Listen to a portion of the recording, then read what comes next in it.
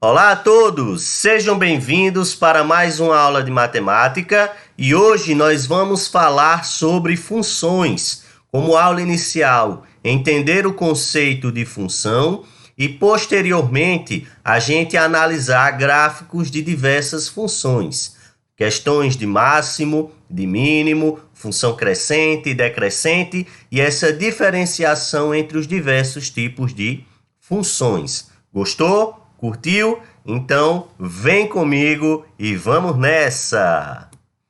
Vamos começar falando sobre o conceito de função, que é um dos mais importantes dentro da matemática. E não é à toa que nós temos aí a nomenclatura de um dos eixos da matemática como álgebra e funções. Então, um dos 5 ramos principais da matemática leva o nome de função porque é um conceito, é um conteúdo, é um conhecimento muito importante, ok?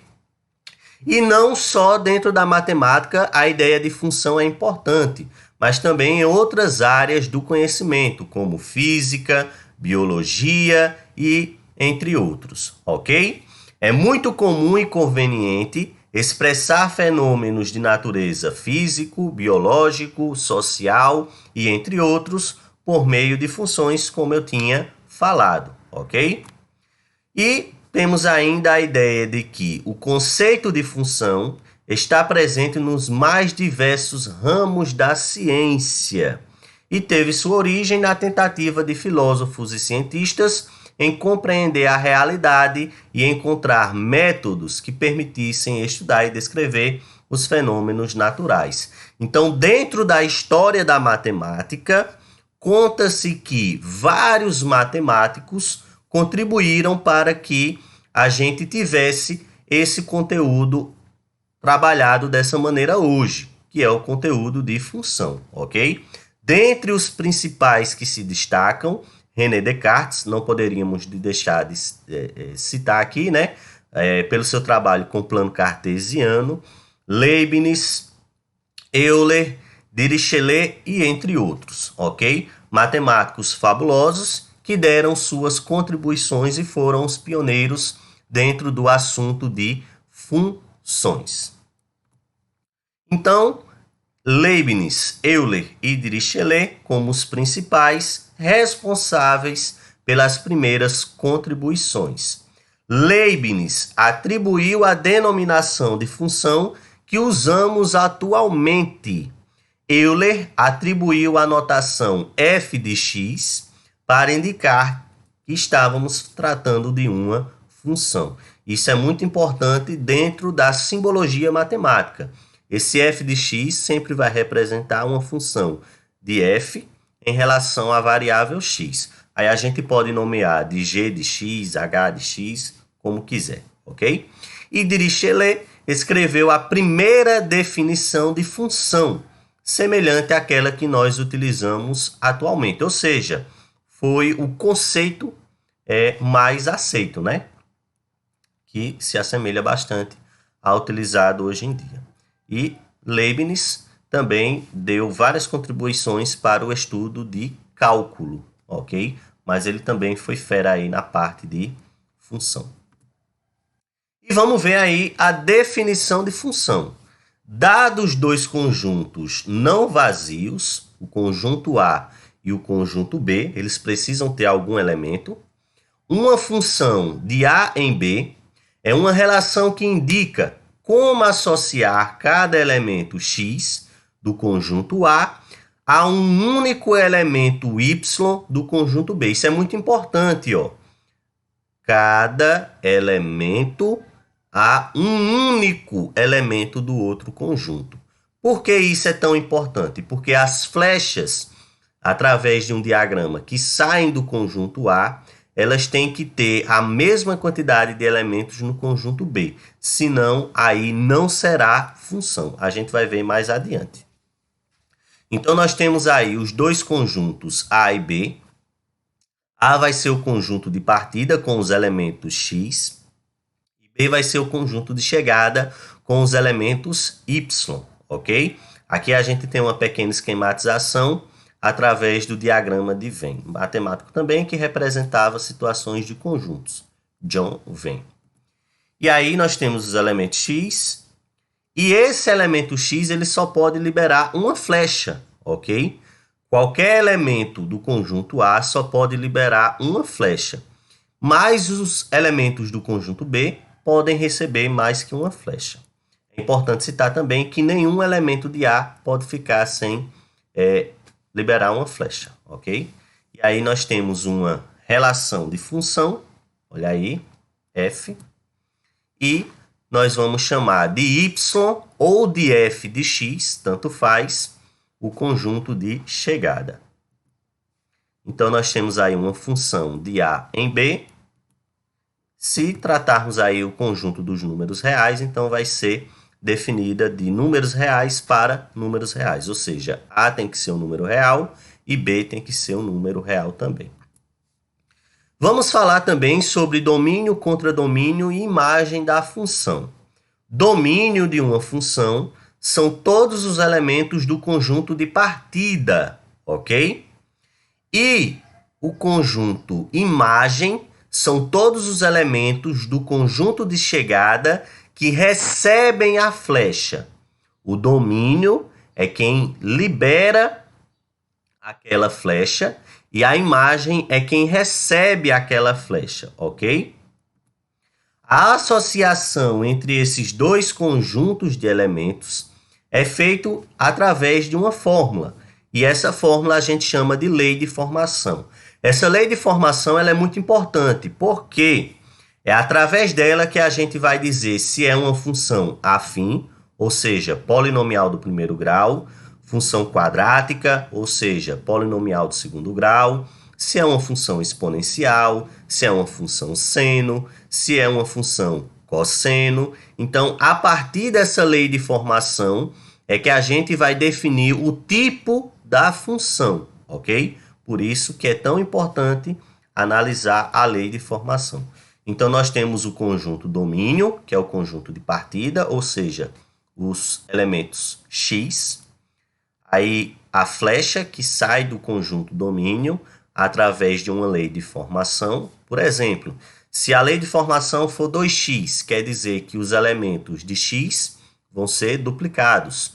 Se a lei de formação é x ao quadrado, quer dizer que os elementos do conjunto domínio irão ser elevados ao quadrado e etc.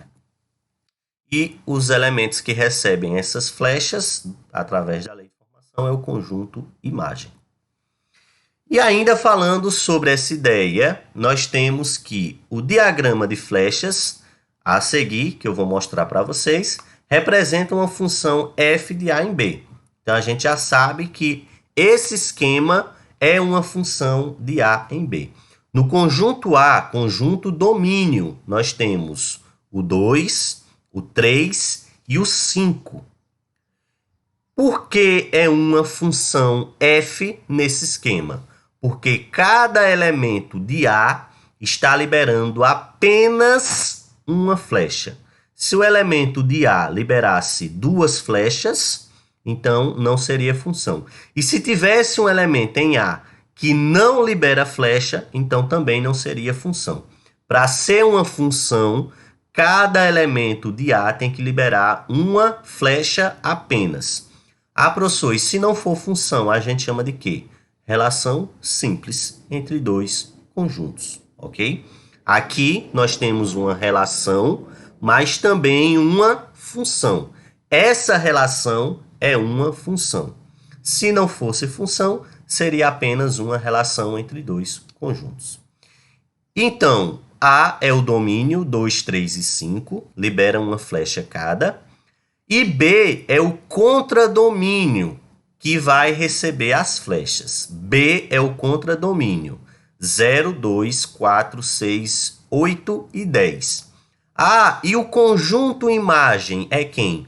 Apenas os elementos que receberam flechas, ou seja, 4, 6 e 10 são os elementos da imagem. Então, para a gente determinar o domínio da função, o contradomínio da função e a imagem da função, a gente tem que o domínio é o 2, o 3 e o 5, ou seja, os elementos de A. O contradomínio é o 0, o 2, o 4, o 6, o 8 e o 10, ou seja, todos os elementos de B. E a imagem da função são apenas os elementos que receberam flecha, ou seja, 4, 6 e 10. E como você pôde perceber aí também, a lei de formação aqui é que cada elemento de A será duplicado. O dobro de 2, 4, o dobro de 3, 6 e o dobro de 5, 10. Ou seja, a lei de formação aqui é 2x, uma função afim. E vamos agora entrar na parte de gráficos, ok? Lembrando que tudo isso é revisão do que vocês já sabem. A parte mais importante é o conceito de função e depois a gente vai analisar os gráficos na próxima aula, ok? Então vamos lá, ó. A forma de localizar pontos no plano cartesiano foi imaginada pelo francês René Descartes, matemático e filósofo, no século XVII. O sistema cartesiano é formado por duas retas perpendiculares entre si e que se cruzam no ponto zero, ou seja, origem do plano cartesiano ou sistema cartesiano, que frequentemente a gente chama esse ponto de origem de O, ok? E leva esse nome sistema cartesiano ou plano cartesiano devido ao nome de René Descartes, que também em latim era chamado de Renato Cartesius, ok? Cada reta representa um eixo e são nomeados de OX e OY. Sobrepondo um sistema cartesiano e um plano, obtém-se o plano cartesiano, que é o mais típico a ser utilizado, o eixo horizontal x, o eixo vertical y. Quer dizer que o eixo horizontal x é o domínio da função e o eixo vertical y é a imagem da função. E a ligação entre eles tem aí é dada através de uma lei de formação, ok? A principal vantagem é associar cada ponto do plano a um par de números reais, como eu falei. Então, ó, um ponto A no plano cartesiano corresponde a um par ordenado, Mn, que também é x e y. Esses números sendo números no conjunto dos reais. O eixo horizontal é chamado eixo das abscissas e o eixo vertical é chamado eixo das ordenadas. As abscissas representam o domínio e as ordenadas representam a imagem. Esses eixos dividem o plano em 4 regiões chamadas de quadrantes. Primeiro quadrante, segundo, terceiro e quarto, sempre em sentido anti-horário, ok? E para finalizar essa ideia de gráfico da função, nós temos que o gráfico de uma função é o conjunto de pares ordenados, x e y, que tenha x pertencente ao domínio da função, como eu falei, e y pertencente aí à imagem da função, também como eu falei. Comumente, vocês vão ver aí a gente chamar de y ou de f de x, é a mesma coisa. O que muda é apenas a escrita, ok? Dentro da simbologia matemática, x é domínio, y ou f de x é imagem. Para saber se um gráfico representa uma função, é preciso verificar se cada elemento do domínio existe apenas um único correspondente no contradomínio. Então, como eu falei para vocês, ó, através do diagrama, cada elemento do domínio tem que liberar uma flecha. Se liberar duas, não é função. Se sobrar elemento sem liberar flecha, não é função. Através de um gráfico, a gente vê aqui o esquema, ó. Se o gráfico for interceptado por uma reta em 2 pontos distintos, essa reta paralela ao eixo y, então não vai ser função. Oxe, professor, como assim? Preste atenção, ó. O gráfico em vermelho, ele tem uma reta paralela ao eixo y e a curva, né, o gráfico da função, ele não tem 2 pontos em comum nessa reta, ok? cada reta que a gente traçar só vai tocar em um ponto vertical, só vai tocar um ponto vermelho. Já no verde, veja que a curva ela vai e volta, ou seja, a reta traçada toca em dois pontos distintos, dois ou mais. Então, esse gráfico verde não representa uma função. Esse gráfico vermelho representa. Então, a gente pensa agora, através de um diagrama, isso teria como ser representado? Sim. O gráfico vermelho, cada número, cada elemento do domínio está liberando apenas uma flecha, não tem sobra e não envia duas. Esse no vermelho. Já no verde, ele está liberando duas ou mais flechas. Então, por isso que esse verde não é função. Ah, professor, e se o domínio não liberasse nenhuma flecha? Então, a gente não teria uma curva aí verde. E se o domínio liberar duas flechas? Então, é por isso que aparece essa curva aí tocando em dois pontos. Quando ele libera apenas uma flecha, é porque o gráfico é esse vermelho. É uma função. Quando ele libera duas flechas, é porque esse gráfico verde não é uma função. Então, preste bem atenção aos detalhes. E aí a gente tem também a ideia de função crescente e decrescente. Todo dia a gente se depara aí no jornal, nos noticiários, na internet, nas redes sociais, alguns tipos de gráficos e de situações, ok? O dólar fecha em queda após 4 altas seguidas, pode ser uma ideia de função crescente ou decrescente. O mercado prevê mais inflação, queda maior do PIB, nova alta de juros. Mercado de carros em queda, cresce a venda de veículos seminovos. A previsão de preços de alimentos é de que continuará subindo.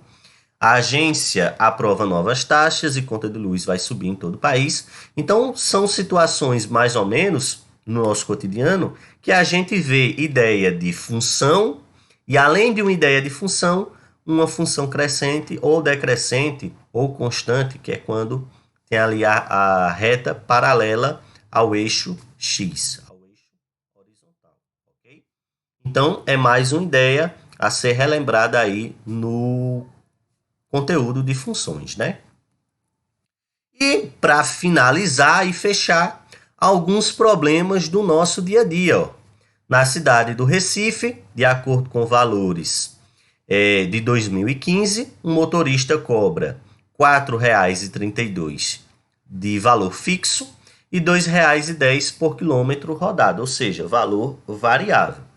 Sabendo que o preço a pagar é dado em função do número de quilômetros rodados, olha aí, calcule o preço a ser pago por uma corrida em que se percorreu 22 quilômetros. Então, além da taxa fixa, tem a taxa variável. Como essa taxa variável é em cima de R$ 2,10, a gente pode afirmar que é uma função afim. F de x é a imagem e a função afim, que é a lei de formação, é 2,10x mais 4,32. Substituiu x por 22, fez a soma. Então, temos aí que o domínio é 22 e a imagem é R$ 50,52. A lei de formação aqui foi uma função afim, ok? X é o domínio, f de x é a imagem, beleza? 22 foi um dos domínios evidenciados e o 50,52 foi uma das imagens evidenciadas. Outro aí, ó. O diagrama a seguir considera a quantidade de litros de gasolina e seus respectivos preços a pagar em um posto de combustível na cidade de Agrestina. O preço a pagar é dado em função da quantidade de litros que se coloca no tanque. Ou seja, o preço depende do número de litros comprados. Essa palavra também é muito importante. Depende. Função é uma relação de dependência entre o domínio x e a imagem y. É bom você colocar isso na sua cabeça também. Função é uma relação de dependência entre o domínio x e a imagem y. Então, aqui nós temos um diagrama, ó, quantidade de litros é o domínio, 1, 2, 3, etc., 50. E o preço a pagar é a imagem. Se você consome 1 litro, paga R$ 4,35. Consome 2 litros, R$ 8,70. 3 litros, R$ 13,05, etc. Até 50 litros, R$ 217,50. Ou seja, é um valor fixo, né? Que cresce à medida que o número de litros aumenta. Então, x é o domínio e 4,35x é a imagem. Aí a gente vê mais uma vez que a lei de formação é uma função afim que foi expressa através de um diagrama. Quantos reais vão ser pagos por 10 litros? R$ 43,50. Por quê? Se x é 10, 4,35 vezes 10, R$ 43,50. Quantos litros de gasolina podem ser comprados com R$ 73,95? 17 litros, por quê? 73,95 dividido por 4,35 dá 17. Problema simples, mas que eu queria evidenciar a ideia da relação de dependência. Ok? Olha aí mais uma vez a relação de dependência apresentada. Quantidade de litros é o domínio, preço a pagar é a imagem. A lei de formação é R$ 4,35. Lembrando que x, no exemplo anterior, era o número de litros. E esse aqui, para fechar, ó, um gráfico que apresenta a ascendência, né, e a descendência aí da função. No gráfico abaixo está representada a produção de queijo em uma fazenda nos cinco primeiros meses do ano. Janeiro, fevereiro, março, abril e maio.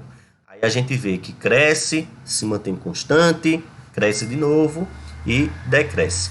É uma ideia também de análise do gráfico, ok? Aqui a gente vê que a lei de formação de janeiro a fevereiro foi uma função afim, de fevereiro a março uma função constante, de março a abril uma função afim e de abril a maio também uma função afim, que é o que a gente vai aprofundar na próxima aula, ok? De acordo com esse gráfico, a produção de queijo diminuiu no período de abril a maio. Então, questões como essa são fáceis da gente analisar quando a gente sabe o que é função. Aqui é função porque nós temos o domínio, os meses, e a imagem, a quantidade de quilos de queijo, ok? E sempre lembrando de estar exercitando aí sobre esses conteúdos que aparecem para vocês. Hoje a gente está trabalhando função e na próxima aula a análise dos gráficos de uma função, ok? Esse vídeo vai ficar aí disponível para vocês. Curta, comente, um abraço e até a próxima!